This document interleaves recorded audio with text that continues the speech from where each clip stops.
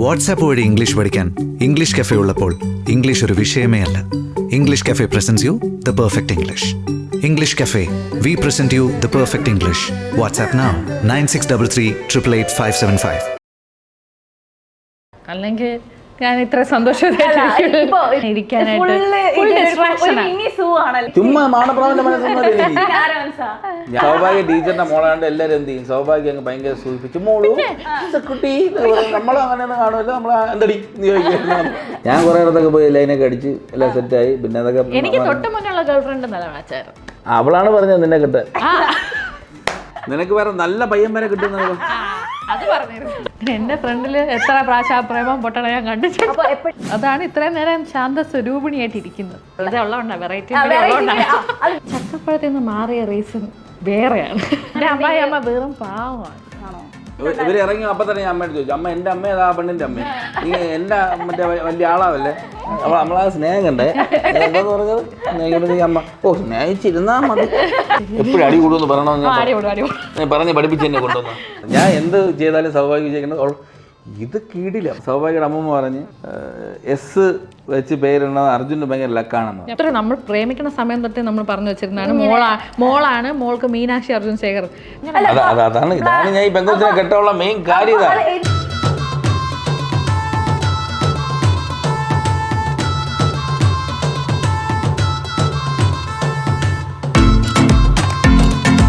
Welcome to variety media. I am Arsha Rekha Rajeev. ഇന്ന് നമ്മളുടെ കൂടെ മൂന്ന് ഗസ്റ്റുകളാണ് വന്നിരിക്കുന്നത്. നമ്മളുടെ വീട്ടിലെത്തുന്ന പോലെ, അല്ലെങ്കിൽ നമ്മളുടെ ഫാമിലി, നമ്മുടെ വീട്ടിലൊരു മൂത്ത കുട്ടിയോ അല്ലെങ്കിൽ നമ്മളുടെ ഒരാളെ സഹോദരനും ഒരു കുഞ്ഞുമാണ് ഇന്ന് നമ്മളുടെ കൂടെ എത്തിയിരിക്കുന്നത്. വേറെ ആരുമല്ല, നമ്മുടെ സ്വന്തം സൗഭാഗ്യ ചേച്ചി, അർജുൻ ചേട്ടൻ, പിന്നെ നമ്മുടെ സുന്ദരി കൊച്ചു ബേബിയാണ്. കൈ കൊച്ചു എപ്പോ വേണമെങ്കിലും കുറച്ച് വയലന്റ് ആകാനുള്ള രീതിയിലാണല്ലോ. എന്താ കൊച്ചു ബേബിയുടെ വിശേഷങ്ങളല്ല ആദ്യമായിട്ട് പറഞ്ഞോളാം. എനിക്ക് കൊച്ചു ബേബിയുടെ ചിരിയുണ്ടോ? കൊച്ചു ബേബി വന്നപ്പോഴേ പറഞ്ഞിട്ടുണ്ടായിരുന്നു ആള് കുറച്ച് എന്താ വിഷമിച്ചൊക്കെ വന്നെന്ന്. ഇപ്പൊ കുറച്ച് ഒരു 10 മിനിറ്റ് നമുക്ക് കിട്ടും. അപ്പൊ ആദ്യം തന്നെ കൊച്ചു ബേബിയുടെ വിശേഷങ്ങൾ ഒട്ടങ്ങ് തുടങ്ങാം. എന്തുണ്ട് കൊച്ചു ബേബി? ഹാപ്പി ആയിട്ട് പോകുന്നു, അടിപൊളി. കൊച്ചു ബേബി ചിരിക്കുമ്പോൾ എങ്ങനെയുണ്ട് മാനേജ് ചെയ്യാൻ? എങ്ങനെയുണ്ട് നിങ്ങൾ 3 പേരും കൂടെ? എങ്ങനെയുണ്ട് ഒരു വീട്ടില്? വലിയ കുഴപ്പമൊന്നുമില്ല, അങ്ങനെ വലിയ പ്രശ്നക്കാരിയൊന്നുമല്ല. ചിലപ്പോഴൊക്കെ ഉള്ളു ഒരു ഇച്ചിരി വാശിയെ കാണിക്കുന്നത്, അല്ലെങ്കിൽ ആള് പാവമാണ്. എങ്ങനെയുണ്ട് ഹസ്ബൻഡ്? നോക്കുന്നുണ്ടോ? നന്നായിട്ട് നോക്കുന്നുണ്ട്. അല്ലെങ്കിൽ ഞാൻ ഇത്ര സന്തോഷമായിട്ട്. ഇപ്പൊ നിങ്ങൾ സീരിയല്, നിങ്ങൾ റീസെന്റ് ആയിട്ട് ഇൻസ്റ്റാഗ്രാമിൽ ഒരു ഫോട്ടോ ഇട്ടിട്ടുണ്ടായിരുന്നല്ലോ, ഒരു ടീച്ചറും കുട്ടിയും, പിന്നെ നമ്മളുടെ ദിനേശിന് ശോഭല്ല പോലത്തെ റീൽസ് ഒക്കെ ചെയ്തിട്ടുണ്ടായിരുന്നല്ലോ. ഇപ്പം നിങ്ങൾ ലൈഫിലും ഹസ്ബൻഡ് ആൻഡ് വൈഫ്, സെറ്റിലും അല്ലെങ്കിൽ എന്താ പറയാ സീരിയൽ അഭിനയിക്കുമ്പോഴും ഹസ്ബൻഡ് ആൻഡ് വൈഫ്, എപ്പോഴെങ്കിലും തോന്നിയിട്ടുണ്ടോ ദൈവമേ ഇവിടെ സീരിയലിൽ ഒരുമിച്ച് വേറെ ആരെങ്കിലും കിട്ടിയാലെങ്കിലും തോന്നിയിട്ടുണ്ടോ? എനിക്ക് ഒരിക്കലും അങ്ങനെ തോന്നിട്ടില്ലെന്ന് പറയാനാണ് ആഗ്രഹം. എപ്പോഴും എനിക്ക് എപ്പോഴും അത് മാത്രമേ തോന്നുന്നു. എന്നും ഡയറക്ടറുടെ പറഞ്ഞ ഒറ്റ കാര്യമുള്ളൂ, ഇവിടെ ഇവളെ വിളിച്ചുകൊണ്ട് വരേണ്ട വല്ല കാര്യം ഉണ്ടായിരുന്നു. എങ്ങനെയുണ്ട് നിങ്ങൾ? ഞാൻ ഇന്നിപ്പോ വരുന്ന സമയത്ത് ഞാൻ നമ്മുടെ മുജീബിക്ക് അടുത്ത് പറയും ചെയ്തു, എന്ത് രസമായിരിക്കും വീട്ടിലും ഹസ്ബൻഡ് ആൻഡ് വൈഫ് നമ്മൾ സെറ്റിലോട്ട്. എനിക്ക് രസമാണ് കേട്ടോ. എങ്ങനെയുണ്ട് ചേട്ടൻ? പറ ചേട്ടാ എങ്ങനെയുണ്ട്? രസമൊന്നുമില്ല, ബോറൊക്കെ അടിക്കണമെന്നൊക്കെ പറഞ്ഞിട്ടൊക്കെ. പിന്നെ 24/7 കൂടെ 24/7 ഈ സെയിം ഫേസ് അല്ലേ ചേച്ചിക്ക് തോന്നിയിട്ടുണ്ടോ വേറെ ഏതെങ്കിലും ഒരു നടനായിരുന്നു? ഇല്ല, എങ്കിൽ ഞാൻ ഈ വർക്ക് കമ്മിറ്റ് ചെയ്യില്ല. ഈ വർക്ക് കമ്മിറ്റ് ചെയ്യാനുള്ള ഏറ്റവും ഫസ്റ്റ് റീസൺ അതിൻ്റെ അത് ചേട്ടനുണ്ട്, അപ്പോൾ ഞാൻ കംഫർട്ടബിൾ ആയിരിക്കും. പിന്നെ ബേബിയായിട്ട് ഞങ്ങൾ കുടുംബസമേതമാണ് സെറ്റിലേക്ക് പോകുന്നത്. അപ്പോൾ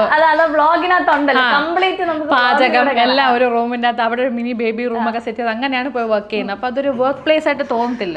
അതെല്ലാം കൊണ്ടാണ് ഞാൻ അത് കമ്മിറ്റ് ചെയ്യാനുള്ള റീസൺ തന്നെ. അപ്പോൾ എനിക്കിഷ്ടമാണ്. ഈ ചേട്ടനാണ് ബോറടിക്കുന്നത്. അച്ഛനും മോളും എങ്ങനെ? ഇപ്പൊ ചേച്ചിയുടെ അച്ഛനെ ഏറ്റവും കൂടുതൽ മിസ് ചെയ്യുന്നുണ്ടായിരിക്കുമല്ലോ. അതേപോലെ ഒരു ഫോട്ടോ ഇങ്ങനെ ഉണ്ടായിരുന്നല്ലോ, ചേച്ചി അച്ഛൻ എടുത്തോണ്ടിരിക്കുന്ന, അതേപോലെ കൊച്ചു ബേബിയുടെ അച്ഛനും എടുത്തോണ്ട് നിൽക്കുന്ന. എപ്പോഴെങ്കിലും തോന്നിയിട്ടുണ്ടോ അച്ഛൻ ഉണ്ടായിരുന്നെങ്കിൽ കുറച്ചും കൂടെ രസമായേനെ എന്നുള്ള? എനിക്ക് അച്ഛൻ മോളുടെ അടുത്ത് എങ്ങനെ ആയിരിക്കും എന്നുള്ളത് കാണണമെന്ന് ഭയങ്കര ആഗ്രഹം ഉണ്ടായിരുന്നു. ഞങ്ങൾ മുന്നേ അങ്ങനെ സംസാരിക്കുമായിരുന്നു, എൻ്റെ ബേബി വരുമ്പോൾ ഞാൻ ഡാഡിയെ അങ്ങനെ ഏൽപ്പിക്കും ഇങ്ങനെ ഏൽപ്പിക്കും, ആ ജോലി ചെയ്യണം ഇങ്ങനെ ചെയ്യണം എന്നൊക്കെ. അപ്പോൾ ഡാഡി ഇങ്ങനെ പറയുന്നത്, പിന്നെ പോടി നിൻ്റെ ജോലിക്കാരിയല്ലേ, ഞാൻ ചെയ്യൂല എന്നൊക്കെ പറയാം. അപ്പോൾ എനിക്ക് ഡാഡി ശരിക്കും ബേബി വരുമ്പം എങ്ങനെയൊക്കെ ഡാഡി കൊണ്ട് നടക്കും കളിപ്പിക്കും എന്നുള്ളത് കാണണം എന്നൊരാഗ്രഹം ഉണ്ടായിരുന്നു. അൺഫോർച്ചുനേറ്റ്ലി പറ്റിയില്ല. ബേബിക്ക് 2 സൈഡിൽ നിന്നും ഗ്രാൻഡ് ഫാദർ ഇല്ലാണ്ടായിപ്പോയി. അപ്പോൾ അതിൻ്റെ ഒരു വിഷമമുണ്ട്. എനിക്ക് 2 പേരുടെ സ്നേഹം കിട്ടിയിട്ടാണ് അപ്പൂപ്പൻ, അമ്മൂമ്മ, ഡാഡി, മമ്മി, അങ്ങനെയാണ് ഞാൻ വളർന്നത്. അപ്പോൾ മോൾക്കും അതേ ടൈപ്പ് ഒരു അന്തരീക്ഷം വേണമെന്ന് ആഗ്രഹിച്ച ഒരാളാണ്. പക്ഷെ എന്ത് ചെയ്യാൻ പറ്റും? ഇപ്പൊ ചേട്ടൻ എങ്ങനെയുണ്ട് ബേബി വന്നേന്? ഇപ്പൊ പണ്ടെന്നൊക്കെ പറയുമ്പോൾ നിങ്ങൾ ഫുള്ള് റീൽസ് ഒക്കെ ചെയ്ത് ഭയങ്കര അടിച്ചു പൊളി, ഇപ്പൊ ബിഫോർ മാരേജും അടിച്ചു പൊളി, അങ്ങനത്തെ ഡാൻസ് ട്യൂട്ടോറിയൽസും എല്ലാം ഭയങ്കര കിടിലായിട്ട് ചെയ്ത്. ഇപ്പൊ ബാബു വന്നതിന് ശേഷം എന്തൊക്കെ മാറ്റങ്ങളാണ് രണ്ടുപേരും? ഈ പറഞ്ഞ സംഭവം നമ്മൾ ഓർക്കാറില്ല എന്നുള്ളതാണ്. നമ്മൾ ഫുൾ ടൈം ബേബി വന്നപ്പോഴത്തേക്ക് പിന്നെ ഇങ്ങനത്തെ കാര്യങ്ങളൊക്കെ കട്ട് ചെയ്ത് നമ്മൾ കുറച്ച് ബേബിയുടെ കൂടെ ആയി. പിന്നെ ഒരു കാര്യം മിസ് ചെയ്യുന്ന പറഞ്ഞാൽ ബൈക്ക് റൈഡ്സ് മിസ് ചെയ്യാറുണ്ട്. മോളെ ഉള്ളപ്പോഴത്തേക്ക് അങ്ങനെ സ്വാഭാവികം അത്രയും ടൈം ഫ്രീ ആയിട്ട് ഇരിക്കാറില്ല. അപ്പോൾ നമ്മളങ്ങനെ വേറൊരാളുടെ കൊടുത്തിട്ട് അങ്ങനെ നമ്മളങ്ങനെ പോകാറില്ല. ആകെ മിസ് ചെയ്യുന്ന ഒരു കാര്യം അത് മാത്രമേ. അങ്ങനെ പറയാനാണെങ്കിൽ അങ്ങനെ ആലോചിക്കുമ്പോൾ പറയാൻ അതേ ഉള്ളൂ. പിന്നെ പട്ടിക്കുട്ടികളായിട്ടൊക്കെ എങ്ങനെയുണ്ട്? വലിയ പഴയതുപോലെ തന്നെയാണ്. ഡോഗ്സും മോളുമായിട്ടൊന്നും വലിയ പ്രശ്നമൊന്നുമില്ല. ഭയങ്കര ഇഷ്ടമാണ്. അപ്പൊ നമുക്ക് ഫുഡ് കൊടുക്കാനും കരച്ചിന് മാറ്റാനൊക്കെ എളുപ്പമാണ്. വീട്ടിൽ ഇത്രയും ഡോഗ്സും ബേർഡ്സും ഒക്കെ ഉള്ളതുകൊണ്ട് കണ്ടിങ്ങനെ ഇരിക്കാനായിട്ട് ഭയങ്കര നല്ല ഡിസ്ട്രാക്ഷൻ ഉണ്ട്. അപ്പൊ അത് ഇത് കാണിച്ച് ഫുഡൊക്കെ കൊടുക്കാനൊക്കെ എളുപ്പമാണ്. എങ്ങനെയുണ്ട് നമ്മൾ വ്ളോഗ്സിലൂടെ കാണാം നിങ്ങളുടെ ഡെയിലി കാര്യങ്ങളും റുട്ടീനും, രാവിലെ അമ്പലത്തിൽ പോകുന്നതും എല്ലാം നമ്മൾ കാണുന്നുണ്ട്. പക്ഷെ ഇപ്പൊ നേരിട്ട് കാണുമ്പോ അയ്യോ എന്ത് ചോദിക്കണ്ട വാവയ്ക്ക് പറയുന്നൊക്കെ എന്തെങ്കിലും. എന്തായാലും ഭാവിക്ക് ആർച്ചയെ ഭയങ്കര ഇഷ്ടപ്പെട്ടു. അതാണ് ഇത്രയും നേരം ശാന്ത സ്വരൂപിണിയായിട്ട് ഇരിക്കുന്നത്.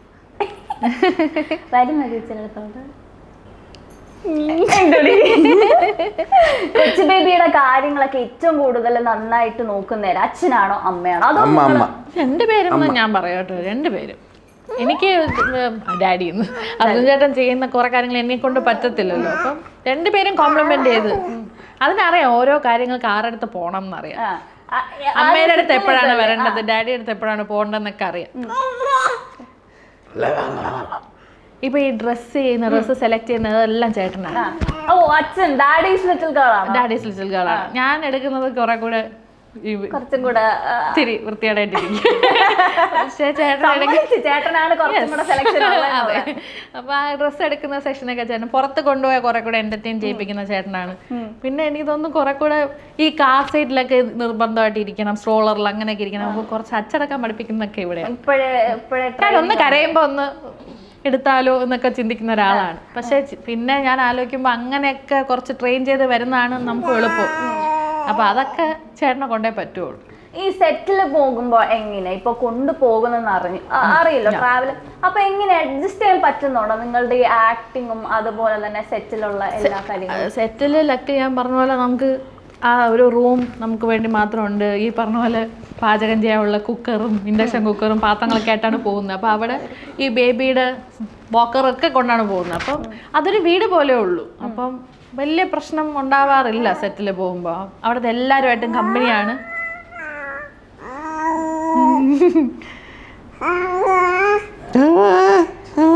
മാക്സിമം ഷൂട്ടിന് ഒരു പ്രശ്നമൊന്നും ഉണ്ടാക്കാതിരിക്കും. വല്ലപ്പോഴും ഒക്കെ ഉള്ളൂ ഒന്ന് കരഞ്ഞിട്ട് നമുക്കൊരു സീൻ എടുക്കാൻ പറ്റാണ്ട് പോകുന്നൊക്കെ വല്ലപ്പോഴും മാത്രമേ ഉള്ളൂ.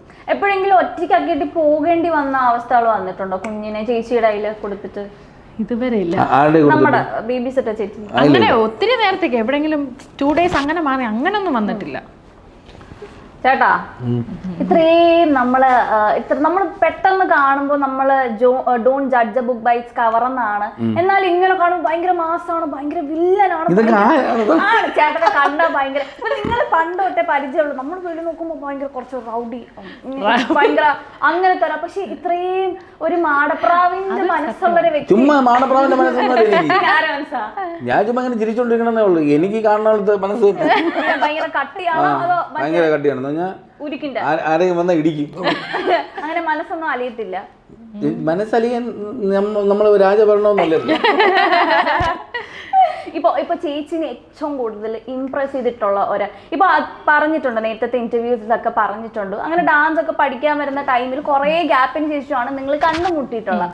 അപ്പോഴും നിങ്ങൾ അത്രയും സംസാരിക്കത്തൊന്നുമില്ല. ആ ഒരു പോയിന്റ് എത്തിയപ്പോഴാണല്ലോ വീണ്ടും എപ്പോ തോന്നിയിട്ടുള്ളൂ മനുഷ്യൻ കുറച്ച് മൊരട്ട ടൈപ്പ് ആയിരിക്കും? എനിക്ക് പണ്ടൊക്കെ അങ്ങനെ തന്നെയാണ് തോന്നിയിട്ടുള്ളത്. ഒട്ടും ഒരു മയത്തിലല്ല സംസാരിക്കുന്നത്. എപ്പോഴും ഇറിറ്റേറ്റ് ചെയ്യുന്ന റഫ് ആൻഡ് ടഫ് നല്ല ഇങ്ങനെ പറഞ്ഞു.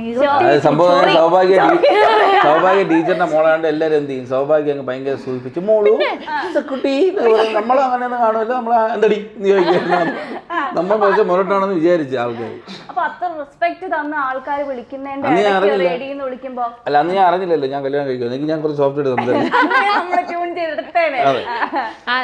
മറ്റൊരു സത്യമാണ്, അമ്മയുടെ മോള ടീച്ചറിന്റെ മോളായതുകൊണ്ട് കുറച്ച് എന്റെ അടുത്ത് എല്ലാരും കുറച്ച് സൂപ്പിട്ട് നിൽക്കുന്നത്. അമ്മ ആ ദാക്ഷിണ എന്റെ അടുത്ത് കാണിക്കത്തില്ലെങ്കിലും, പക്ഷെ ഈ പറഞ്ഞ അമ്മയുടെ ഫേവറേറ്റ് ആയതുകൊണ്ട് ചേട്ടനൊരു എനിക്കതിന്റെ ആവശ്യമില്ല. എനിക്കങ്ങനെ മോളെ ഇംപ്രസ് ചെയ്യേണ്ട ആവശ്യമില്ലായിരുന്നു. അന്നും ചേട്ടൻ ഇങ്ങനെ റിലേഷൻ ആ ടൈമിൽ റിലേഷൻ ഉണ്ടായിരുന്നു എനിക്ക് ഇഷ്ടമല്ലായിരുന്നു.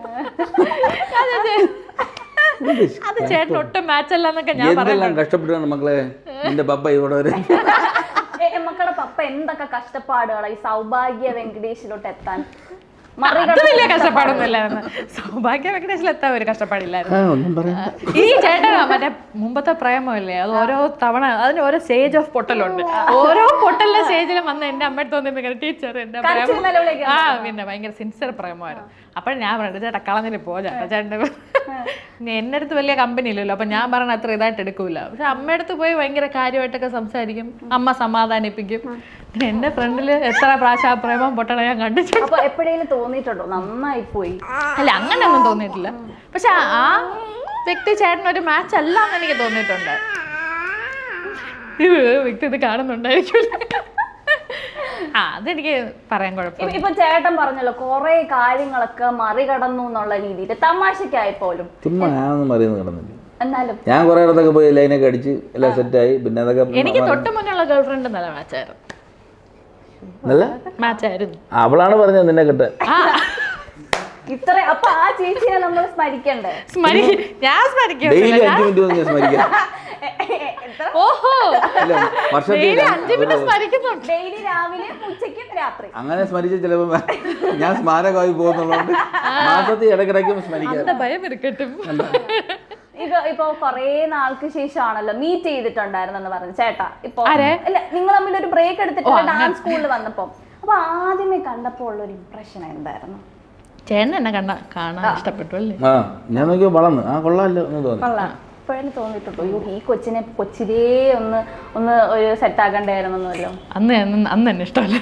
ഇപ്പൊ നമുക്ക് എന്തായാലും ഒരു ടീച്ചർ എനിക്ക് എന്റേതായ കുറച്ച് തോട്ട് പ്രോസസ് ഒക്കെ ഉണ്ട്. അതായത് ഇന്ന കാര്യങ്ങളിലൊക്കെ ആയിരിക്കണം ഇഷ്ടം, ഇങ്ങനെയൊക്കെ ആയിരിക്കണം എന്നൊക്കെ. സൗഭാഗ്യം അങ്ങനത്തെ ഒരാളെ അല്ലായിരുന്നു. സൗഭാഗ്യം അങ്ങനെ വലിയ ബ്രാൻഡ് കോൺഷ്യസ് അല്ല. ബൈക്സ് ഒക്കെ ഭയങ്കര സിമ്പിളാണ്. ബൈക്ക് ഇഷ്ടമാണ്, പക്ഷേ ബൈക്ക് ഏതാണെന്ന് വെച്ചാൽ ലോകത്തിലെ ഏറ്റവും വലിയ ബൈക്ക് റോയൽ എൻഫീൽഡ് 350 അതാണ്. അപ്പം ഞാൻ കമ്പനി വിട്ട്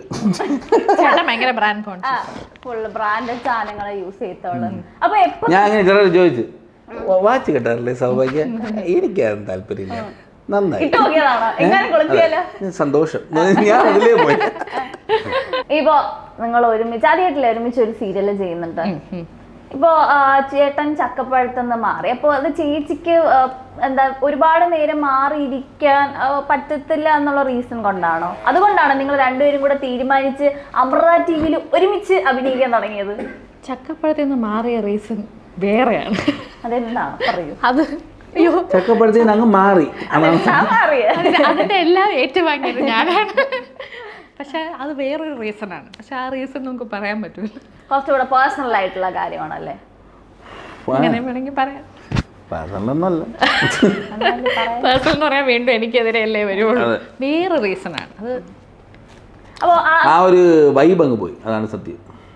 അവിടെ സെറ്റിലുള്ള വൈബ്. അപ്പൊ പുതിയ വൈബിന് വേണ്ടി ഹോൾ ഫാമിലി ആയിട്ട് പുതിയ ഞാൻ ഇവിടെ എറണാകുളത്തായിരുന്നില്ലേ ഷൂട്ട്.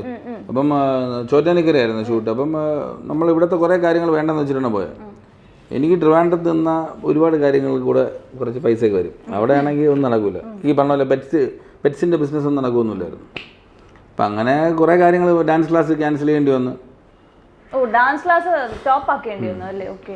ചേട്ടനെല്ലാം കൂടെ നമ്മളിപ്പോൾ ചുമ്മാ ഒരാൾ ഗൾഫിൽ പോകുന്ന പറഞ്ഞാൽ നമ്മളിങ്ങനെ കുറേ കാര്യങ്ങൾ കാൽക്കുലേറ്റ് ചെയ്യുമ്പോഴത്തേക്ക് ഏതാണ് കുറച്ചും കൂടെ ബെറ്റർ എന്ന് നോക്കുമല്ലോ. ബെറ്റർ ഓപ്ഷൻ നമ്മൾ പോകണമല്ലോ. അപ്പൊ ഈ ഒരു ഓഫർ എങ്ങനെയായിരുന്നു? അമൃതയിൽ ഈ ഒരു സീരിയലിലോട്ടുള്ള എൻട്രി എങ്ങനെയായിരുന്നു നിങ്ങൾ രണ്ടുപേരെ? ആദ്യം ചേട്ടൻ ചെയ്തോണ്ടിരുന്നതാ സീരിയലില്. അതില് എന്റെ ക്യാരക്ടർ മുന്നേ ചെയ്തോണ്ടിരുന്നത് അഞ്ജലി എന്ന് പറഞ്ഞ അഞ്ജലി ഇല്ലേ, പുള്ളിക്കാരുടെ ഡെലിവറി ആയപ്പോൾ മാറി. അപ്പം അവര് വേറെ ആളെ നോക്കിക്കൊണ്ടിരുന്നപ്പോഴത്തേക്കും പിന്നെ ഇല്ല ഒരിക്കലും ഞാൻ പറയില്ല. ചേട്ടാ പറയാത്തതൊക്കെ കാര്യം സൗഭാഗ്യയുടെ ഒരു ലെവൽ ഓഫ് ഇൻട്രസ്റ്റ് അതല്ലാന്ന് എനിക്ക് വളരെ വ്യക്തമായിട്ട് അറിയാം. സൗഭാഗ്യം ഇങ്ങനെ വേറൊരാൾക്ക് വേണ്ടി സ്കെഡ്യൂൾ ചെയ്ത് ജീവിക്കില്ല. ഇപ്പം എനിക്ക് സൗഭാഗ്യം ആ ഒരു കംഫർട്ട് സോണിൽ നിർത്താനാണ് എനിക്കും ഇഷ്ടം. അല്ലാതെ സൗഭാഗ്യ വന്ന വർക്ക് ചെയ്യില്ല, അല്ലെങ്കിൽ സൗഭാഗ്യക്ക് അത് ഇഷ്ടമല്ല, പുച്ഛമാണ്, അങ്ങനെയൊന്നുമല്ല. സൗഭാഗ്യ ഇപ്പം സൗഭാഗ്യയുടെ ഒരു ടൈമിലാണ് സൗഭാഗ്യ വർക്ക് ചെയ്യണത് കുറേ നാളായിട്ട്. അതിൽ പുള്ളിക്കാരി അതിന് റിസൾട്ട് കൊണ്ടുവരുന്നുണ്ടല്ലോ. പിന്നെ ആ ആൾക്കൊരു ഒരു പ്രത്യേകിച്ച് ഒരു പ്രഷർ കൊടുത്തിട്ട് ഇന്ന സാധനം കൂടെ ചെയ്യും എന്ന് പറയാൻ എനിക്ക് ആഗ്രഹമില്ല.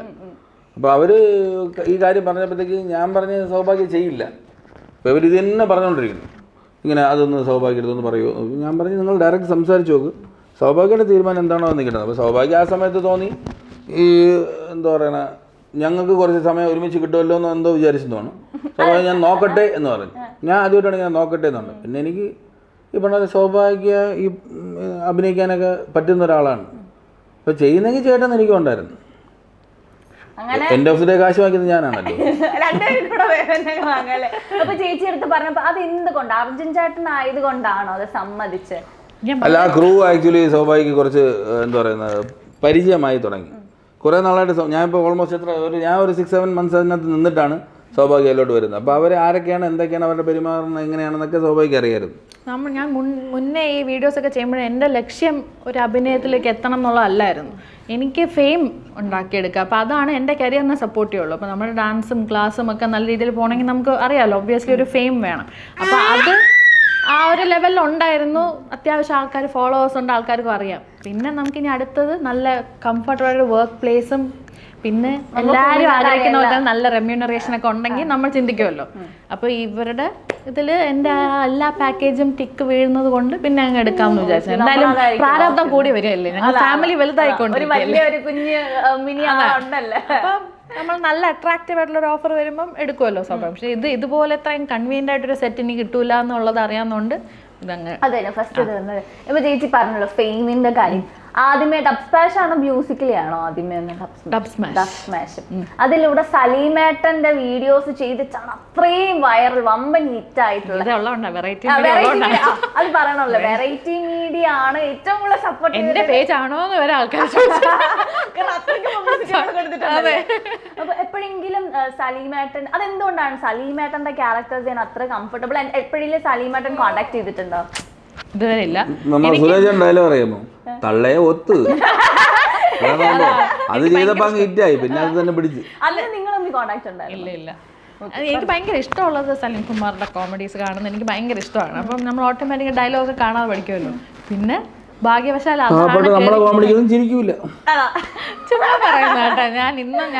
ഞാൻ ആ സീരിയലിൽ കൂടെ അഭിനയിച്ചിട്ടും തിരിച്ച് ആ ടെലികാസ്റ്റ് കാണുമ്പോൾ ചേട്ടൻ പറയുന്ന കാര്യങ്ങളൊക്കെ ഞാൻ ചിരിക്കും. ചേട്ടൻ ചോദിക്കും പെണ്ണ് വട്ടാണ്, എന്നിട്ടാണ് പറഞ്ഞത് ഞാൻ ചിരിക്കില്ല. ചേച്ചേട്ടൻ എന്ത് കാര്യം പറയുമ്പോൾ ചേച്ചി ഏറ്റവും കൂടുതൽ ചിരിക്കുക അല്ലെങ്കിൽ ഹാപ്പി ആവുന്ന? എല്ലാ കാര്യങ്ങളും പറയുമ്പോൾ ചിരിക്കും കേട്ടോ ചേട്ടാ. എന്തോ എന്നാലും ഏത് കാര്യം പറയുമ്പോൾ ഞാൻ മണ്ടത്തരം പറഞ്ഞ സ്വാഭാവിക ഭയങ്കര സപ്പോർട്ടാണ്. അതാണല്ലോ വീണ്ടും വീണ്ടും പറയുന്നതും. അല്ല, നമ്മൾ വല്ല കാര്യമായിട്ടാണ് ചിരിക്കുമ്പോൾ സ്വാഭാവികത ഇരുന്നാൽ പിന്നെ നമ്മൾ വലിച്ചു പോകുന്നു. വീട്ടിൽ നിന്ന് ആവശ്യത്തിന് പ്രോത്സാഹനം ഉണ്ട്, എല്ലാവരും ചിരിക്കും. നമ്മൾ ആന്റി ഉൾപ്പെടെ ചിരിച്ചോളൂ. ഒരു പൊതുവെ നല്ല ഹ്യൂമർ സെൻസ് ഉള്ള അതേപോലെ തന്നെ എനിക്കിഷ്ടം. ഞാൻ ചെറിയ തമാശ കേട്ടാലും വലുതായിട്ട് ചിരിക്കുന്ന ആളാണ്. ചേട്ടൻ ഇതൊക്കെ കണ്ടപ്പോഴേ അന്ന് കോണ്ടാക്ട് ഇല്ലായിരുന്നു പറഞ്ഞല്ലോ. അപ്പൊ സലീമേട്ടന്റെ ഓരോ ഇതൊക്കെ കാണുമ്പോൾ ഇത്രയും ഒരു ആക്ടിങ് സ്കില്ലുള്ള കുട്ടിയാണ് സൗഭാഗ്യ ഈ അതേ ഡാൻസിങ് തോന്നിയിട്ടുണ്ട് എന്നിങ്ങനെ എല്ലാരും പറഞ്ഞാണ് ഞാൻ തന്നെ ഇത് കണ്ടു തുടങ്ങി. കണ്ടിട്ടൊന്നുമില്ല. ടീച്ചറിന്റെ മോള് ഭയങ്കര അഭിനയമാണല്ലോ എന്നൊക്കെ പറഞ്ഞപ്പോ ആണോ എവിടെ നോക്കട്ടെ ഇത്രയും വലുതായോ അല്ലേ? ചേട്ടൻ അറിയണത് ചേട്ടന്റെ കൂട്ടുകാരൻ എന്നെ കെട്ടുന്നു പറഞ്ഞു. അപ്പോഴല്ലേ അറിയുന്നത്. എൻ്റെ ഒരു ഫ്രണ്ടിന് ചെറിയൊരു ഇഷ്ടം ഉണ്ടായിരുന്നു, ചെറുതായിട്ട് ബെഡായിട്ട് ഇഷ്ടം ഉണ്ടായിരുന്നു. അപ്പം അവനാണിങ്ങനെ ഈ പെണ്ണിന്റെ ഇതൊക്കെ കാണിച്ചെന്ന്. എന്തോന്ന് എൻ്റെ ആവശ്യമില്ലല്ലോ. മറ്റേ ഇതില് ഡയലോഗ് കേട്ടിട്ടില്ലേ, ലാൻ വരുമ്പോ ബാക്കിയെല്ലാം മാറും. നമ്മളിപ്പോ ലാൻ ആവണമെന്നുള്ള കാര്യം മാത്രമേ ഉള്ളൂ. ചുമ്മാ ഇതൊന്നുമല്ല, അത് ഇതായിട്ടൊന്നും ഒരു ബന്ധമില്ല. ഞാൻ അറിഞ്ഞിരുന്നില്ല. പിന്നെ കമ്പനി ആയപ്പോ നമ്മള് പിന്നെ അങ്ങ് സൗഭാഗ്യ വേറെ ഈ പറഞ്ഞ പോലെ സൗഭാഗ്യ വേറെ കല്യാണമൊക്കെ ആലോചിച്ചുകൊണ്ടിരുന്നപ്പോഴത്തേക്ക് ഞാൻ വെച്ച് ഇതിനേക്കാളൊക്കെ ഞാൻ കൊള്ളാമല്ലോ. ഇതിനേക്കാളും ഞാൻ കൊള്ളൂലേ. എന്റെ അഫയർ പൊട്ടിയപ്പോ വീട്ടുകാരെല്ലാം വിചാരിച്ചു സ്വാഭാവികമായിട്ട് അങ്ങനെയല്ലോ, ഒരു അഫയർ പൊട്ടുമ്പോൾ പിന്നെ അടുത്തിൻ്റെ വീട്ടുകാർ പറഞ്ഞ ആളെ ഞാൻ കെട്ടിക്കോളാന്ന് പറഞ്ഞത്. പക്ഷെ അങ്ങനത്തെ ആളല്ലായിരുന്നു ഞാൻ പറഞ്ഞു ഇനിയാണെങ്കിൽ ഞാൻ കല്യാണം കഴിക്കുമ്പോൾ ഞാൻ ഇഷ്ടപ്പെട്ടേ കല്യാണം കഴിക്കുള്ളൂ, എനിക്ക് ഇഷ്ടമല്ലാതെ ഒരെണ്ണം പൊട്ടിപ്പോയി അതുകൊണ്ട്. അപ്പം അങ്ങനെ ഞാൻ ഓരോ ആൾക്കാരുടെ കമ്പാറ്റബിലിറ്റി നോക്കിക്കൊണ്ടിരുന്നപ്പോൾ പിന്നെ ആലോചിച്ചു ചേട്ടൻ നല്ലൊരു ബെസ്റ്റ് ഫ്രണ്ടാണ്, പാർട്ണറായിട്ട്. ഈ യോഗ്യത നമ്മളുടെ ആണല്ലോ. അതായത് ഇപ്പം ഞാൻ സൗഭാഗ്യ ആപ്റ്റാണ്, വേറെ ആൾക്ക് ചിലപ്പോൾ ആയിരിക്കൂല എന്ന് പറഞ്ഞാൽ ആ സംഭവമാണ്. അല്ല ഞാൻ പറഞ്ഞ മറ്റേ ലോകത്തിലെ ഏറ്റവും വലിയ മറ്റവൻ ഞാൻ. എനിക്ക് തോന്നിയിട്ടുണ്ട് ചേട്ടന് മാത്രമേ എന്നെ ആപ്റ്റായിട്ട് തോന്നത്തുള്ളൂ. ഞാൻ ചിലപ്പോൾ വേറൊരാളുടെ ലൈഫിൽ പോയ ആൾക്ക് എന്നെ അക്സെപ്റ്റ് ചെയ്യാൻ പറ്റില്ലായിരിക്കും. അപ്പോൾ അതാണ് ഇമ്പോർട്ടൻറ്റ്. നമ്മളായിട്ട് അക്സെപ്റ്റ് ചെയ്യണ ഒരാൾ വേണമല്ലോ. അപ്പോൾ ചേട്ടനെ അത് പറ്റുള്ളൂ എന്ന് തോന്നൽ എനിക്കുണ്ടായിരുന്നു. ഉറപ്പായിട്ടും. ചേട്ടാ ഇപ്പോ ചേച്ചി എന്ന് പറയുന്നത് ഭയങ്കര അമ്മയായിട്ട് ഭയങ്കര അറ്റാച്ച്ഡ് ആണ്. അമ്മ അച്ഛൻ ഇപ്പൊ അമ്മയായിട്ട് കുറച്ചും കൂടെ അറ്റാച്ച്ഡ് ആണ്. അമ്മായിയമ്മ വരുമ്പോൾ എങ്ങനെ അടി ബഹളം? എന്റെ അമ്മയും സൗഭാഗ്യം. അമ്മായിയമ്മ പോരെ? എൻ്റെ അമ്മായിയമ്മ വെറും പാവമാണ്. എൻ്റെ അമ്മായിയമ്മ ഫിഗർ അല്ല, ഒരു അമ്മുമ്മ ഫിഗറാണ്. കാരണം എൻ്റെ അമ്മയാണ് ആൻറ്റി മോളെ എന്ന് വിളിക്കുന്നത്. കാരണം ആ ഏജ് ഉണ്ട്, അത്രയും വ്യത്യാസമുണ്ട്. ചേട്ടൻ്റെ മൂത്ത ചേട്ടൻ എൻ്റെ അമ്മയൊക്കെ ഏകദേശം ഒരേ ഏജിൽ വരും. ഏജ് ഡിഫറൻസ് ഉണ്ടല്ലേ ഇവർ തമ്മിലുള്ള? അപ്പൊ ഞാനേ എന്റെ ചേട്ടനെ വെച്ചിട്ട് 13 വയസ്സിന്റെ എന്തോ വ്യത്യാസമുണ്ട്. എന്റെ ചേട്ടനൊക്കെ സൗഭാഗ്യ ഒരു കൊച്ചു മോളാണ്. മൂത്ത ചേട്ടൻ പറയുന്നത് ഞാൻ മോളെന്നാണ് പറയുന്നത്. അപ്പൊ ചേട്ടത്തി അമ്മയും ചേട്ടനെ എന്നെ മോളെ പോലെയാണ് കാണുന്നത്. അതാണ് അപ്പൊ എന്റെ അമ്മായിയമ്മ ഒരു അമ്മൂമ്മ കൊച്ചുമോളെ കാണുന്ന പോലെയാണ് എന്നെ കാണുന്നത്. എങ്ങനെയുണ്ട് വീട്ടിലിപ്പം ടീച്ചറിന്റെ മോളെന്ന് പറയുമ്പോ അവർക്കും ഓൾറെഡി അറിയായിരുന്നല്ലോ. അപ്പൊ എങ്ങനെയുണ്ടായിരുന്നു വീട്ടിൽ? എനിക്കിപ്പം അതാണ് എന്റെ വീട്ടുകാർ ഓട്ടനെ എനിക്ക് ഭാരം വെച്ചിരി മക്കള് കാണുന്ന ഒരാളല്ലേ നിനക്ക് വേറെ നല്ല പയ്യൻ വരെ കിട്ടുന്നത്.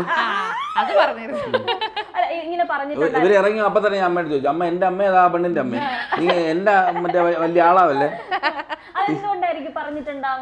ചുമ്മാ ടീച്ചർമാരുടെ ഒരു മോളയാണത്. എന്റെ അമ്മയും ടീച്ചറാണ്. ചേട്ടൻ ദേഷ്യപ്പെടുന്നുണ്ടല്ല.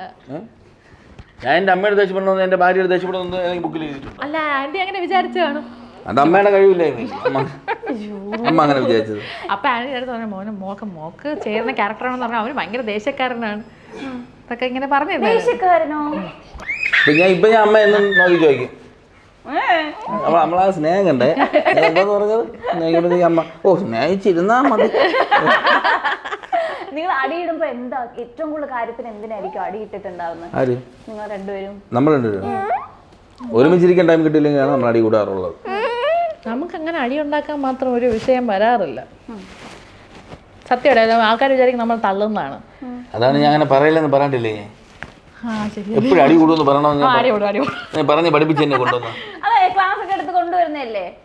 പിന്നെ അതല്ല നമ്മള് അങ്ങനെ അടിയെ കൂടാറില്ലെന്ന് പറഞ്ഞ ആൾക്കാർ അയ്യോ പിന്നെ ഇവൻ മറ്റേ ബോൾത്തി സിദ്ധിക്കവന്റെ അടിയും കൂടും.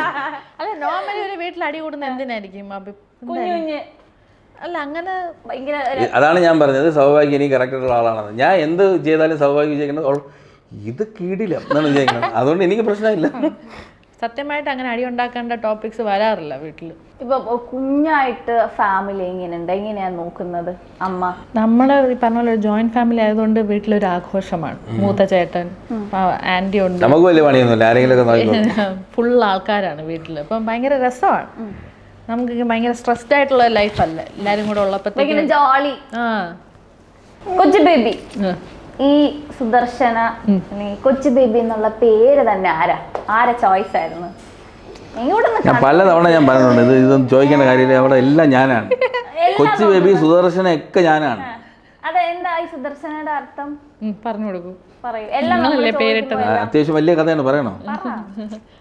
അതായത് ഇത് മഹാഭാരതത്തിൽ ശ്രീകൃഷ്ണൻ പ്രോമിസ് ചെയ്തിട്ടാണല്ലോ പോണത്, ഇതൊന്നും എടുക്കൂല, ആയുധങ്ങളൊന്നും എടുക്കൂല.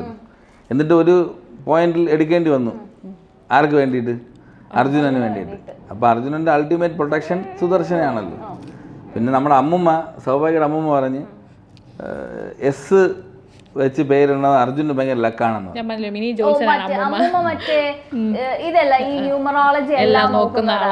അമ്മുമ്മ ചെറുതായിട്ട് കബഡിയൊക്കെ എടുത്ത് തടവി. അമ്മ പറഞ്ഞ എസ് വെച്ച് തന്നെ പേരിടണേ, എങ്കിലേ അർജുനന് ലക്കി ആയിരിക്കുള്ളൂ. നമ്മൾ ആദ്യം കണ്ടുവച്ചിരുന്ന പേര് മീനാക്ഷി അർജുൻ ശേഖർ എന്നാണ്. ഇത്ര നമ്മൾ പ്രേമിക്കുന്ന സമയം തൊട്ട് നമ്മൾ പറഞ്ഞു വെച്ചിരുന്നതാണ്. മോളാണ്, മോൾക്ക് മീനാക്ഷി അർജുൻ ശേഖർ.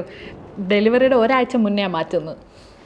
മോനായിരുന്നെങ്കിൽ എന്തിട്ടാണ്? അത് ഞാൻ ആലോചിച്ചില്ല. മോൻ വരൂല. എനിക്ക് മോള് തന്നെ മതിയായിരുന്നു. അതെന്താ പെൺകുട്ടികളോട് ഇത്ര ഇഷ്ടം എന്താണ്? അതായത് ഈ പെമ്പിളരെ അങ്ങനെ വളർത്താൻ കിട്ടാറില്ല. ഇപ്പോഴും കണ്ടില്ല, പെമ്പിളരൊക്കെ ജനിക്കുമ്പോൾ അവർ അച്ഛനമ്മമാർ വലിയ സംഭവമുണ്ട്. പയ്യന്മാരൊക്കെ പിന്നെ നമുക്ക് ഇപ്പോൾ ചേട്ടൻ്റെ മോൻ എൻ്റെ കൂടെ ഒരുപാട് ടൈം ഉണ്ടായിരുന്നു. നമ്മളെപ്പോഴും ഞാൻ +1 പഠിക്കുന്ന സമയത്താണ് അവൻ ജനിച്ചെങ്കിലും എൻ്റെ ഫ്രണ്ട്സിൻ്റെ കൂടെയൊക്കെ ഒരുപാട് സമയം അവൻ സ്പെൻഡ് ചെയ്തിട്ടുണ്ട്. പക്ഷേ ചേട്ടൻ്റെ മോളെ അത്ര നമുക്ക് കിട്ടിയിട്ടില്ല. അപ്പോൾ എനിക്ക് കുറച്ച് പെമ്പിളരെ വളർത്താൻ ഇങ്ങനെയാണ് അങ്ങനെയാണെന്നൊക്കെ എൻ്റെതായ കുറേ സംഭവം ഉണ്ടായിരുന്നു. അപ്പോൾ എനിക്ക് ഈ ഒരു പെങ്കച്ചിനെ കിട്ടിയിട്ടാണ് അങ്ങനെ ചെയ്യണം ഇങ്ങനെ ചെയ്യണം എന്നൊക്കെ നമുക്കിങ്ങനെ തോന്നുമല്ലോ. അപ്പോൾ അങ്ങനെ ഒരു ആഗ്രഹം കൂടുതലുണ്ടായിരുന്നു. പയ്യനാണെങ്കിൽ ഈ പറഞ്ഞ പോലെ എനിക്ക് തോന്നുന്നു സൗഭാഗ്യം ഒരു 4th 5th മന്ത് എന്തോ ആയപ്പോഴാണ് അയ്യോ ഇനി പയ്യനായിരിക്കുമോ എന്ന് വിചാരിച്ചത്. ഇങ്ങനെയാണെങ്കിൽ കേശവ് എന്ന് പേരിടണം എന്ന് വിചാരിച്ചിരുന്നു. പക്ഷെ പ്രാർത്ഥിച്ചോണ്ടിരുന്നു പെൺകുട്ടിയായിരിക്കണേ. ഇപ്പോൾ നിങ്ങൾക്ക് എന്തായാലും ഇപ്പോൾ നമുക്ക് കുഞ്ഞ് വലുതാകുമ്പോഴത്തേക്ക് കുഞ്ഞിൻ്റെ ഒരു ഇതാണല്ലോ. ഇപ്പോൾ ഇങ്ങനത്തെ ഒരു ഡാൻസ് അല്ലെങ്കിൽ ഇങ്ങനത്തെ ഒരു ആർട്ട് ബേസ്ഡ് ആയിട്ടുള്ള ഒരു ഫാമിലി എന്നാണല്ലോ. കുഞ്ഞിന് വലുതാകുമ്പോൾ എന്താക്കണം എന്നുള്ള ഒരു ചിന്ത എപ്പോഴും എന്താക്കണം എന്ന് ചിന്തയൊന്നുമില്ല, പക്ഷെ മസ്റ്റായിട്ട് ഇതൊക്കെ പഠിപ്പിക്കും. ഡാൻസ് ഞാൻ മറ്റേ കാര്യം കംപ്ലീറ്റ് ചെയ്തില്ല കേട്ടോ. അതുകൊണ്ടാണ് അങ്ങനെ സുദർശന എന്നുള്ള പേര് സെലക്ട് ചെയ്തത്. അപ്പൊ ചേച്ചി എന്തെങ്കിലും പേര് കണ്ടുവച്ചിട്ടുണ്ടായിരുന്നു? ഞാനോ വെച്ചിട്ടുണ്ടെങ്കിൽ അവിടെ വല്ല പട്ടിക്ക് പൂച്ചയ്ക്ക് എടുക്കും. ഞാൻ എങ്ങനെയെങ്കിലും പറഞ്ഞ് ഞാൻ കാലൊക്കെ പിടിച്ചാണെങ്കിൽ എങ്ങനെയെങ്കിലും ഞാൻ അങ്ങനെ ഒരു കഴിവുണ്ട് കേട്ടോ. എല്ലാം പറഞ്ഞ് മാനിപ്പുലേറ്റ് ചെയ്ത അവസാനം അതിലേക്ക് എന്നെയും കൂടെ കൊണ്ടെത്തിക്കും. അതാണ് നല്ലത്, എന്നെ കൊണ്ട് പറയും. അതെങ്ങനെ പറ്റുന്നത്? ഒറ്റയടിക്ക് ഞാൻ പറയൂല അങ്ങനെ അത് പറയണമെന്ന്. ഇപ്പൊ സൗഭാഗ്യം ഒരു കാര്യം പറഞ്ഞാൽ അതൊന്നും വേണ്ട എന്ന് ഞാൻ പറയുകയില്ല. ഞാൻ കല്ലുപോലും ഉണ്ടായിരിക്കും. അല്ല അങ്ങനെയൊന്നും മറ്റേതെങ്കിൽ എനിക്ക് മറ്റേ ഇങ്ങനെ വിളിക്കരുത്. സെന്റ് അടിച്ചാ മറ്റേ സൗഭാഗ്യം ആലോചിച്ചു ഇങ്ങനെ വിളിച്ചു ഇങ്ങനെ വിളിച്ചു. പിന്നെ ഒരു കാര്യം, അങ്ങനെ പറയുന്ന സാധനങ്ങൾ പരട്ട സാധനങ്ങളല്ല, അതുകൊണ്ട് നമുക്ക് ഇഷ്ടപ്പെടും. ദമയന്തിന്നല്ല ഇട്ടിരുന്നെങ്കിൽ ഞാൻ പറയാം അയ്യോ പൊട്ടപ്പേരെന്ന് ഞാൻ പറഞ്ഞു. പക്ഷേ ഈ പേര് ഇട്ടിരുന്നെങ്കിലോ? മൃണാളിനി കൊള്ളാം, കൊള്ളാല്ലേ? അല്ല സുദർശന കേട്ടപ്പോൾ തന്നെ എനിക്ക് ഭയങ്കര ഇഷ്ടപ്പെട്ടു. അപ്പം പിന്നെ നല്ലത് വേറെ തർക്കം പറയാനൊന്നുമില്ല. പട്ടിക്കുട്ടികൾക്കും പേരൊക്കെ ഇടുന്ന ചേട്ടനാണ്. പട്ടിക്കുട്ടികൾക്ക് എന്തൊക്കെ പേരാ ഇട്ടിട്ടുള്ളത്? ശാസ്ത്രീയമായിട്ടൊക്കെ ആലോചിച്ചാണ് പേര്. നമ്മുടെ വലിയ ഡോഗില്ലേ ഹ്യൂഗോ എന്നാണ് പേര്. ഹ്യൂഗോയുടെ മീനിങ് എന്താ? പഴയ സോളോ എന്തോ പുതിയ സോളോ അങ്ങനെ എന്തോ കണ്ടുപിടിക്കുന്നത് റിസർച്ച് നടത്തും. അല്ല ഹ്യൂഗോ എന്നുള്ള ഒരു ഇറ്റാലിയൻ പേരാണ്. ഹ്യൂഗോ ബോസ് എന്ന കമ്പനിയൊക്കെ ഇറ്റാലിയൻ കമ്പനിയാണ്. എൻ്റെ ഡോഗ് ഇറ്റാലിയൻ മാസ്റ്റിഫാണ്. അപ്പോൾ ഒരു ഇറ്റാലിയൻ പേര് തന്നെ വേണമെന്നുണ്ടായിരുന്നു. അപ്പോൾ സെക്യൂരിറ്റി എൻസോ എന്ന് പറഞ്ഞു. അതായത് ഈ ഫെറാറി ഞാനിവിടെ ഇച്ചിരി സ്നേഹത്തിലല്ല. അപ്പോൾ എനിക്ക് എൻസോ എന്നുള്ള പേരിടാൻ എനിക്ക് പറ്റിയില്ല. ചുമ്മാ വാങ്ങിക്കാൻ പറ്റാത്ത മറ്റേ കിട്ടാത്ത മുന്തിരി പൊളിക്കുന്നു. അതുകൊണ്ട് അത് വേണ്ട ഞാൻ പറഞ്ഞു. ഇല്ല, ഞാൻ ആ കാർ ഉദ്ദേശിച്ചല്ല, ഞാൻ വാമ്പയർ ഡയറീസ് കാണുമായിരുന്നു. അപ്പോൾ അതിനകത്ത് എൻസോ എന്ന് പറഞ്ഞ ആളെ എനിക്ക് ഇഷ്ടമായിരുന്നു. അങ്ങനെ ഞാൻ വിചാരിച്ചു എൻസോ എന്ന് പേരിടാം. ശരി, ഞാൻ കാറെന്നാണ് വെരി സ്മോൾ പീപ്പിൾ കേട്ടോ, അത്രയൊന്നും ചിന്തിക്കാനുള്ള കഴിവില്ല. ശരി, അങ്ങനെയാണ് ഞാൻ എൻസോ ഒന്നിടാന്ന് വിചാരിച്ചത്. അപ്പോൾ ചേട്ടൻ പറഞ്ഞു വേണ്ട ഹ്യൂഗോ. ഞങ്ങളുടെ മുന്നത്തെ ഡോഗ് നിയോ. അപ്പം അവൻ പോയപ്പം അവൻ്റെ സോളാണ് തിരിച്ച് വന്നെന്നുള്ള കോൺസെപ്റ്റ് അങ്ങനെ എന്തോ മീനിങ് അങ്ങനെ അത് വളരെ ലൈറ്റായിട്ട് അതിനെ പറ്റി ഉള്ളൂ. എങ്കിലും എനിക്ക് ആ സംഭവം ഇഷ്ടപ്പെട്ടു. ഇത്രയും ഡീറ്റെയിൽ ആയിട്ട് പറഞ്ഞു തരുമ്പോൾ അതായത് എൻ്റെ റോട്ട് വൈലർ മരിക്കുന്നതിന് മുമ്പ് ഇവിടെ ഒരു ചെറിയൊരു സ്കാർ പോലെ വന്നു. അപ്പോൾ ഈ പപ്പിയെ നമ്മൾ സെലക്ട് ചെയ്യുമ്പോൾ അതിന് സ്കാറില്ല. നമ്മൾ അഡ്വാൻസ് ചെയ്ത് കഴിഞ്ഞൊരു 3 ദിവസം കഴിഞ്ഞുള്ള വീഡിയോയിൽ ഇവിടെ ഒരു സ്കാർ വന്നു. അപ്പോൾ എനിക്ക് തോന്നി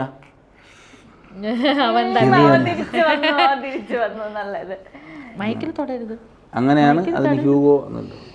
അങ്ങനെയൊക്കെ എനിക്കിഷ്ടമാണ് ഇങ്ങനെയൊക്കെ കുറേ നേരം നോക്കാനൊക്കെ. ഞാൻ വേറെ അങ്ങനെ ഒരു വലിയ കാര്യങ്ങളൊന്നും വായിക്കാറൊന്നുമില്ല. എനിക്ക് ഇങ്ങനത്തെ കാര്യങ്ങളൊക്കെ ഭയങ്കര ഇഷ്ടമാണ്. കാറിനെ പറ്റി ഭയങ്കര ഒരു വിവരമൊന്നുമില്ല. പക്ഷെ എൻ്റെ കയ്യിൽ എന്താണോ ഇരിക്കുന്നത് അതിനെക്കുറിച്ച് എനിക്ക് നല്ലോണം അറിയായിരിക്കും. അല്ലെങ്കിൽ നാളെ അടുത്ത ഒരു ആഗ്രഹമുള്ള വണ്ടി എന്താണോ അത് ഇതുമായിട്ട് എന്തിനെടുത്തെന്ന് ചോദിച്ചാൽ എനിക്ക് വളരെ വ്യക്തമായിട്ട് അതിനൊരു കണക്ഷൻ വരുന്നു എന്നുള്ളതാണ്. ഒത്തുകൂടി വരുമ്പോ എല്ലാത്തിനും ഒരു കണക്ഷൻ കാണുന്നല്ലേ ചേച്ചി? എല്ലാവരും അങ്ങനെയൊക്കെ ആയിരിക്കും, അവർ പറയാത്തായിരിക്കും എന്നാണ് എനിക്ക് തോന്നുന്നത്. ചേച്ചി ഇപ്പോ വാവയും കൂടെ വന്നതിന് ശേഷം മിക്കല വൈറലായിട്ട് ഒരു വീഡിയോ ഉണ്ടായിരുന്നു 4 generations in a frame. അതിന്റെ ഒരു ഐഡിയ അല്ലെങ്കിൽ ഒരു തോട്ട് എവിടെ നിന്നായിരുന്നു? സ്വാഭാവികമായിട്ട് തന്നെയാണ് കേട്ടോ. അത് എനിക്ക് ഭയങ്കര ആഗ്രഹം ഉണ്ടായിരുന്നു അങ്ങനെ ഒരു ഷൂട്ട് ചെയ്യണം എന്നൊക്കെ. പിന്നെ അത് ഒരു 3 ജനറേഷനെ വലിയ സംഭവമായിട്ട് ഒരു ആഡൊക്കെ ചെയ്തല്ലോ, പോപ്പി കൂടെ ഒരു ആഡ്. അല്ല ഇപ്പൊ 4 അല്ലേ? അപ്പൊ പിന്നെ 4 നമ്മൾ വിടുവോ? എനിക്ക് അതും കൂടെ കൊണ്ട് എനിക്ക് പെൺകുട്ടി വേണമെന്ന് ഭയങ്കര ആഗ്രഹം ഉണ്ടായിരുന്നു. അപ്പോൾ അതുപോലെ തന്നെ ദൈവം നമുക്ക് അനുഗ്രഹിച്ച് തന്നു. വളകാപ്പ് ഫംഗ്ഷൻ ഭയങ്കര ആ ഒരു ബ്ലാക്ക് സാരിയിലൊക്കെ അത് ആരും ബ്ലാക്ക് എന്നുള്ളൊരു കളർ സെലക്ട് ചെയ്യത്തില്ല. കാരണം കൂടുതൽ പേര് പറയുന്നത് അതൊരു ബാഡ് ലക്ക് എന്നുള്ള രീതിയിലാണ്. അതാണ് ഇതാണ് ഞാൻ ഈ പെൺകുട്ടിനെ കെട്ടുള്ള മെയിൻ കാര്യം. എന്തുകൊണ്ട് അത്രയും വെറൈറ്റി ആയിട്ട് ബ്ലാക്ക് സാരി തന്നെ സെലക്ട് ചെയ്യുന്നത്? ബ്ലാക്ക് സാരി വെറൈറ്റി ഒന്നും അല്ല. കടയിൽ ഇപ്പൊ നോക്കുമ്പോ ഏറ്റവും കിട്ടിയ ബ്ലാക്ക് ആയിരിക്കും. വാങ്ങിച്ചാൽ കിട്ടുമോ? ചേട്ടാ നമ്മള് പൊതുവേ നമ്മുടെ ഒരു ഹിന്ദു ഒരു ഇതില് പറയില്ല കറുത്ത ഡ്രസ് അല്ല കേട്ടോ, നമ്മുടെ ബ്രാഹ്മിൻസിന്റെ കമ്മ്യൂണിറ്റിയിൽ ഈ ബ്ലാക്ക് സാരി അലൗഡ് ആയിട്ടുള്ള ഏക ഫംഗ്ഷൻ ഇതാണ്. ശ്രീമന്തം വളകാപ്പിനാണ് അലൗഡ് ആയിട്ടുള്ളത്. അപ്പൊ ആ ചാൻസ് മിസ് ചെയ്യും. അതിന്റെ ഇടയിൽ കുറച്ച് പേര് കമന്റ്സ് ഒക്കെ വന്നിട്ടുണ്ട്, ഇതെന്താ ബ്ലാക്ക് സാരി ഉടുത്തിട്ടുള്ള. കാരണം നമ്മളിപ്പോ ഏത് കളർ സാരി ഉടുത്താലും അങ്ങനെ തന്നെ അവർ കമന്റ് ചെയ്യും. ഇതെല്ലാ കളറും കൂടെ വെച്ച് തച്ച് സാരി കാണിച്ചു അപ്പോഴും ഈ കാണിച്ചത് ഒരു പോക്കത്തില് ഇവളൊരു സ്ത്രീയാണോ, അവളൊരു അമ്മയാണോ? ഇവൾ ഇങ്ങനെയാണോ നിൽക്കേണ്ടത്? അപ്പൊ ആ വളകാപ്പ് ഫംഗ്ഷനിൽ ഒരു ചടങ്ങ് ഉണ്ടായിരുന്നു. ഇത് ഉണ്ണിയപ്പം മോദകം, അതിനകത്തുനിന്ന് ഉണ്ണിയപ്പോണം ഏതോ ഒരെണ്ണം എടുത്താൽ ഉണ്ണിയപ്പം എടുത്ത പെൺകുട്ടി, എനിക്കറിയാം ഉണ്ണിയപ്പം എടുത്ത പെൺകുട്ടി. അതിങ്ങനെ എല്ലാം കൂടെ സ്വീറ്റ്സ് ഇങ്ങനെ വയറിൽ ഒരു ക്ലോത്തിൽ കെട്ടിയിട്ട് ഇങ്ങനെ വെക്കുക. എന്നിട്ട് ഹസ്ബൻഡ് വന്നിട്ട് സെലക്ട് ചെയ്യണം. പിക്ക് ചെയ്യുന്നത് ഉണ്ണിയപ്പാണെങ്കിൽ പെൺകുട്ടി ജനിക്കുന്ന വിശ്വാസം. എന്താണ് എന്റെ ദൈവത്തിന്റെ ഇത് എപ്പോഴേ നമുക്ക് കൈയ്യോട് പറയാൻ പറ്റത്തില്ലേ ഉണ്ണിയപ്പാണോ? എന്നല്ലാതെ എനിക്കറിയാൻ പറ്റില്ല കേട്ടോ. പട്ടന്മാരിൽ പൊട്ടന്മാരില്ല എന്നൊക്കെ പറയുമെങ്കിലും ഇത് നമുക്ക് കട്ട് ചെയ്ത് കളയാട്ടോ. ഞാൻ ഒന്നും പറഞ്ഞില്ല, പറയുമെങ്കിലും എന്നല്ലേ പറഞ്ഞുള്ളൂ. കട്ട് ചെയ്യാൻ ഞാൻ ഒന്നും പറഞ്ഞില്ല. അത് ശരിയാണ്. ഞാൻ വെച്ച് ചേട്ടൻ വിളിച്ചെന്നു പൊട്ടന്മാർ. നിനക്കൊരു വിചാരമുണ്ട് ഞാൻ മണ്ടത്തിനെ വിളിച്ച് പറയാം. എല്ലാം നമ്മൾ അങ്ങനെ ഒന്നും പറയില്ല. നമ്മളുള്ളി വെൽ സ്ക്രിപ്റ്റഡ് സാധനമാണ് എപ്പോഴും സംസാരിക്കുന്നത്. ചേട്ടൻ ഞാനങ്ങനെയല്ല.